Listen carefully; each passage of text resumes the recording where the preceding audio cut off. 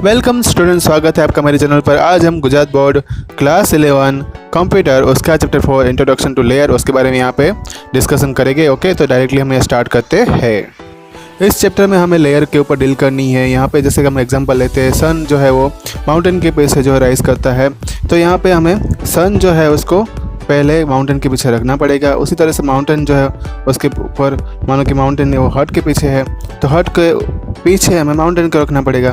तो इस तरह हमें यहाँ पे अलग अलग लेयर जो है सेट करने पड़ेगी। और साथ में हम ऊपर नीचे अगर हमें पेड़ पौधे या तो बर्ड्स को रखना है तो उनको भी हम रख सकते हैं। तो ये कैसे रखा जाता है और इसके लेयर क्या होते हैं, तो इसी चैप्टर में इसके बारे में डिस्कशन करनी है। तो पहली स्लाइड में यहाँ पे आ रहा है लेयर। तो साइनफिंग के अकॉर्डिंग हम देखें तो लेयर यहाँ पे एक लेवल बताया गया है जिसमें हम अपनी ड्राइंग ऑब्जेक्ट को ऊपर नीचे कर सकते हैं, आगे पीछे रख सकते हैं। तो ऐसे सभी लेवल जो है उसमें टॉप लेयर जैसे कि उन्होंने बोला तो उसके हम उसको पीछे कर देते हैं तो बॉटम लेयर वो आगे आ जाएगा, बॉटम लेयर को पीछे कर देंगे तो टॉप लेयर आगे आ जाएगा।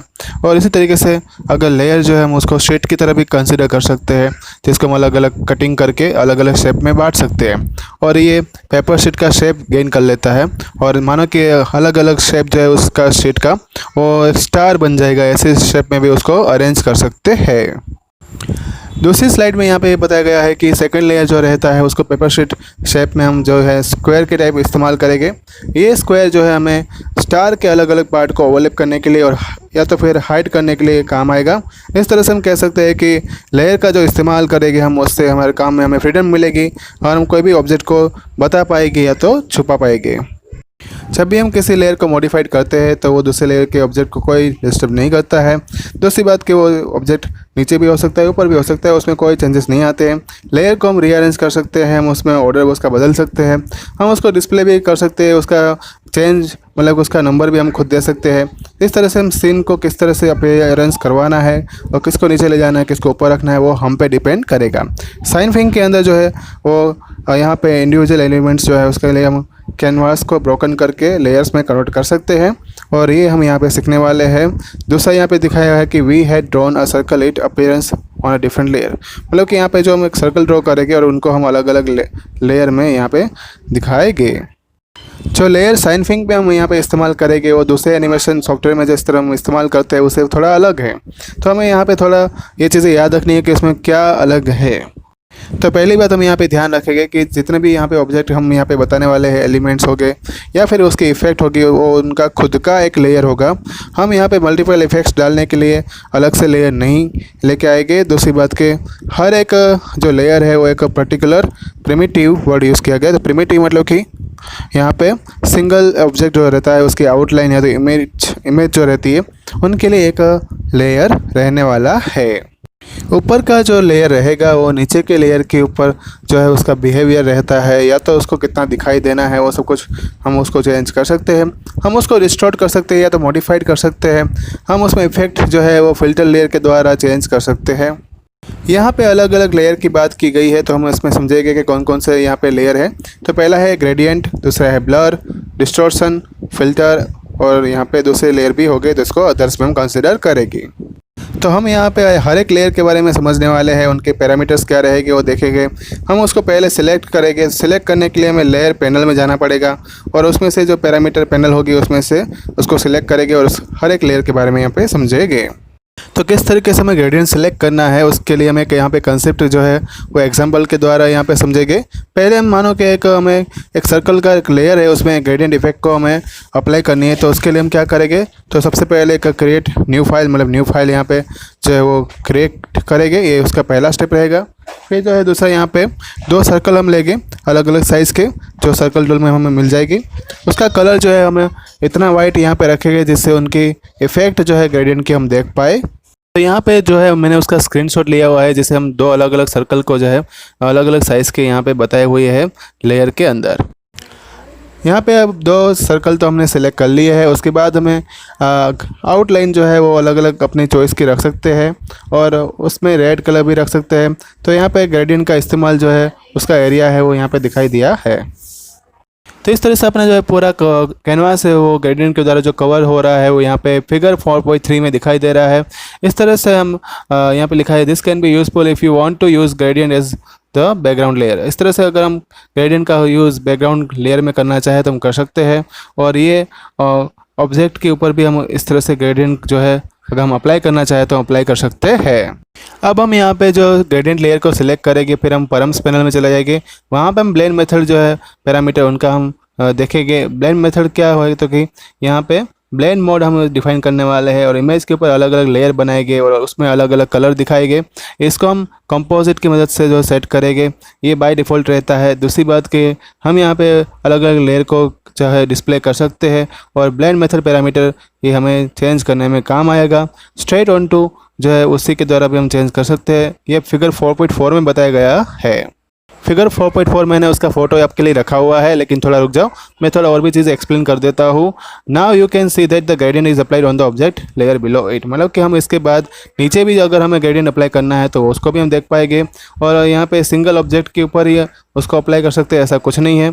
नीचे के लेयर में भी हम ग्रेडियंट जो है वो हम अप्लाई कर सकते हैं और इसके लिए हम इनकैप्सुलेशन का भी इस्तेमाल कर सकते हैं। तो यहाँ पे हम एक वर्ड का मतलब समझने वाले वो है इनकैप्सुलेशन। मतलब होगा ग्रुपिंग थिंग्स टुगेदर, मतलब कि चीज़ों को एक साथ इकट्ठा करना।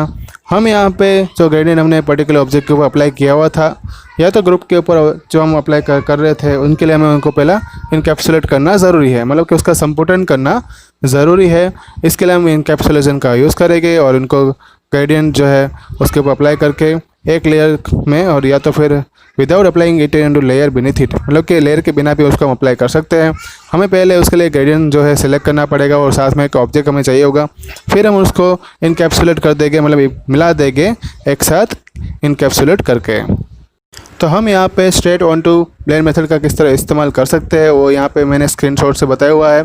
हमने यहाँ पे पैनल में से कैसे सर्कल लिया और उसके ऊपर अलग अलग ग्रेडियंट टूल का इस्तेमाल करके अलग अलग लेयर जो बनाए हुए हैं और उसका रेड कलर यहाँ पे जो है वो इनकैप्सुलेट हुआ दिखाई दे रहा है। तो आप इस पिक्चर में वो सब चीज़ें देख सकते हैं। फिर हमें उसके बाद क्या करना है, तो हमें ग्रेडियंट लेयर को सिलेक्ट करना है, साथ में सर्कल लेयर को भी सिलेक्ट करना है। उसमें कंट्रोल की हमें प्रेस करके रखना पड़ेगा और 2-3 अलग अलग लेयर को हम जो है जिसको हम यहाँ पे इनकैप्सुलेट करने वाले हैं उनको पहले सेलेक्ट कर लेना है और उसके बाद उस पर ग्रेडियंट अप्लाई करेंगे। राइट क्लिक करते ही इनकैप्सुलेट का ऑप्शन आएगा तो उसको हम क्लिक कर देंगे। जैसे हम इनकैप्सुलेट करेंगे तो हमें यहाँ पे न्यू लेयर दिखाई देगा, उसका नाम होगा इनलाइन कैनवास, जो यहाँ पे फिगर 4.5 में बताया हुआ है। हम उसमें यहाँ पे स्मॉल ट्रायंगल दिखाई दे रहा है, उस पर क्लिक करेंगे तो हमें यहाँ पे उसको एक्सपांड लेयर जो 2 लेयर थे वो दिखाई देंगे। उसमें पहला लेयर है ग्रेडियंट का है और दूसरा है सर्कल का है, जो फिगर 4.6 में बताया हुआ है। और फिगर 4.7 के बारे में बात करें तो यहाँ पे कैनवास जो है वो ग्रेडियंट के साथ अप्लाई किया हुआ स्मॉल कलर के साथ, मतलब स्मॉल सर्कल के साथ दिखाई दे रहा है। तो यहाँ पे फिगर 4.7 में जो है कैनवास दिखाई दे रहा है, जो इसमें ग्रेडियंट इफेक्ट जो है वो इनकैप्सुलेशन हो जाने के बाद दिखाई दे रही है। तो इस तरह से हम यहाँ पे ग्रेडियंट का इस्तेमाल कैसे कर सकते हैं ऑब्जेक्ट के ऊपर इनकैप्सुलेशन के द्वारा, वो यहाँ पे हमने फिगर के द्वारा बताया है। अगली स्लाइड में है rotation on the specified path. तो हम यहाँ पे स्टार्टिंग पॉइंट और एंडिंग पॉइंट डिफाइड कर देंगे। साइन फिंग अपने आप समझ जाएगा ऑटोमेटिकली कि भाई यहाँ पे पाथ जो है वो स्ट्रेट रहने वाला है और उसी पाथ में सर्कल जो आगे घूमेगा। इसके लिए हम क्या करेंगे, तो सबसे पहले एक ऑब्जेक्ट लेंगे और उसको हम पहले उसका पाथ जो है वो अपने हिसाब से हम डिफाइन कर लेंगे। एक नई फाइल है वो क्रिएट करने वाले हैं। तो पहले हम सबसे पहले अपना पाथ जो है वो ब्लाइंड टूल का इस्तेमाल करके रोटेशन करने वाले पाथ का हम यहाँ पे डिफाइन कर लेंगे।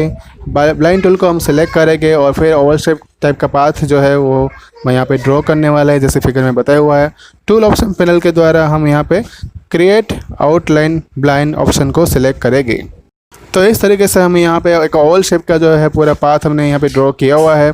तो ये creation of path using blind tool. तो इस तरह से हम ब्लाइंड टूल का इस्तेमाल करके ये वाला पाथ जो है बना सकते हैं। फिर हम यहाँ पे ट्रांसफॉर्म टूल का इस्तेमाल करेंगे जिससे ब्लाइंड पूरा फिनिश हो जाए। उसके बाद हम सर्कल टूल को सिलेक्ट करेंगे, उसका कलर जो है अपने चॉइस के हिसाब से यहाँ पे रख सकते हैं। यहाँ पे हमने येलो ले लिया है उसका कलर, जिससे सर्कल जो है घूमता हुआ नज़र आएगा। फिर हम सर्कल लेयर और रोटेट लेयर को इनकैप्सुलेट कर देंगे तो दोनों लेयर एक साथ में हो जाएंगे। फिर रोटेट लेयर के ऊपर क्लिक करेंगे, जैसे लेयर पैनल में से उसको शिफ्ट करवा के, मतलब शिफ्ट बटन को प्रेस करके हम सर्कल को सिलेक्ट कर सकते हैं। राइट क्लिक करके उसको भी इनकैप्सुलेट करेंगे और फिर उसको रोटेट करना जो है सर्कल शुरू हो जाएगा और इनकैप्सुलेट जो है लेयर को करते रहेंगे। Select the rotate and circle the layer and bring them position duke near the to one another as shown in figure। मतलब कि हमें यहाँ पे रोटेट लेयर को और सर्कल के लेयर को सिलेक्ट करना है और बाद में जो उसकी पोजीशन जो है ड्यूक के आसपास रखनी है जिससे वो उसके आसपास ही घूमता रहे। फिर हमें कंट्रोल की का इस्तेमाल करके जहाँ तक उसको रोटेट करवाना है सभी ड्यूक को एक साथ कंट्रोल की दबा के है सिलेक्ट कर लेना है। उसके लिए हम ब्लाइंड लेयर का भी इस्तेमाल करेंगे और उसके बाद जो है ब्लाइंड कैनवास का मतलब कि कैनवास के अंदर हम जो सर्कल को स्टार्ट करना चाहे वहाँ से हम उस सर्कल को वहाँ से स्टार्ट करवा सकते हैं और उसके लिए हम यहाँ पे लिंक टू ब्लाइंड ऑप्शन पे सिलेक्ट करेंगे। तो जैसे ही हम यहाँ पे स्मॉल ट्रायंगल पे क्लिक करते हैं तो उसके अंदर का लेयर जो है वो खुल जाएगा। इनलाइन कैनवास लेयर जो है यहाँ पे दिखाई देगा। उसमें हम अपना एनिमेशन का एडिटिंग मोड जो है वो टर्न ऑन कर देंगे। स्टूडेंट अपनी बुक जो है ओपन कर ले क्योंकि अभी मैं डायरेक्टली टेक्स्ट बुक में से बता रहा हूँ। फिर हम देखेंगे कि उसके आसपास जो है कैनवास के आसपास रेड कलर की लाइन दिखाई देगी दोनों साइड। तो ये एनिमेशन मोड अपना ऑन हो चुका है। ये बताएगा सर्कल को हम ड्रैग करना शुरू करेंगे हर एक ड्यूक के आसपास, मतलब जितनी भी ड्यूक की पोजीशन है उस पर हम उसको ड्रैग करना शुरू करेंगे और इसका स्टार्टिंग पोजीशन हम 0F मार्क कर देंगे। वहाँ से वो सर्कल है वो ड्रैगिंग करना मतलब रोटेशन करना शुरू करेगा और उसका वे पॉइंट जो है वो यहाँ पर मार्क किया हुआ है वो दिखाई दे रहा है। 5 मार्क जो है टाइमलाइन में उसको सिलेक्ट किया। फिर सर्कल को ड्रैग करवाना है एंटी क्लॉकवाइज डायरेक्शन में। ये हम ग्रीन डक से करेंगे और ये हमें एंड पॉइंट तक जो है ब्लाइंड का वहाँ तक पहुँच जाते हैं तब तक ये उसको सिलेक्ट करना है।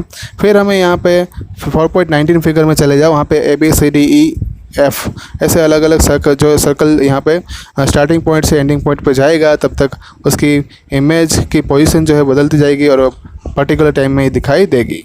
ये पांचों इमेज तो मैंने यहाँ पे नहीं बताई हुई है लेकिन मैंने एक लास्ट इमेज बताई हुई है जिसके हम प्ले करेंगे तो हमें यहाँ पे सर्कल मूविंग होता हुआ एंटी क्लॉकवाइज डायरेक्शन में दिखाई देगा। इस फाइल को हम सेव कर सकते हैं और आउटपुट व्यू भी हम वेब ब्राउज़र में जाके देख सकते हैं। जैसे हमने पावर पॉइंट में जैसे एनिमेशन सीखा था वैसे ही यहाँ पे हमने साइन फिग के द्वारा भी एनिमेशन सीखा जिसमें लेयर का हम एनिमेशन करवा सकते हैं और कोई किसी भी इमेज को रोटेशन करवा सकते हैं। तो ये पॉसिबल है और इस सॉफ्टवेयर के द्वारा हम यहाँ पे कर सकते हैं। तो ये था चैप्टर नंबर 4। व्हाट्सएप पर आपको होमवर्क सेंड कर दिया जाएगा। अगर आपको कोई डाउट है तो मुझे यहाँ पे कमेंट बॉक्स में लिखकर बता सकते हैं। दूसरी बात के एजुकेशन के रिलेटेड वीडियो देखने के लिए मेरे चैनल को सब्सक्राइब करना मत भूलना, लाइक भी कर देना क्योंकि वीडियो बनाने में भी मेहनत लगती है। ओके स्टूडेंट्स, रिवाइज करते रहना। Thank you all.